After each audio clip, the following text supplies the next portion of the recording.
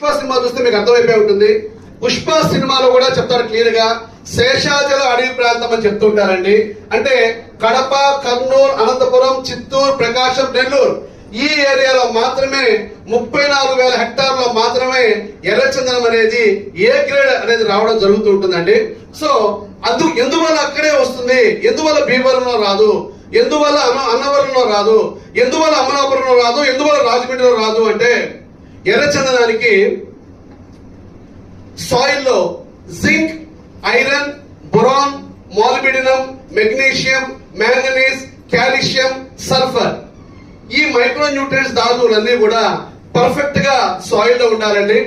అలానే soil temperature అనేది 38 degrees కన్నా కూడా ఎక్కువ ఉంటేనే ఎర్రచందనం అనేది ఏ గ్రేడ్ రావడం జరుగుతుంది. Next soil structure and soil texture అంటారు, ఇది పర్ఫెక్ట్ గా ఉండాలి.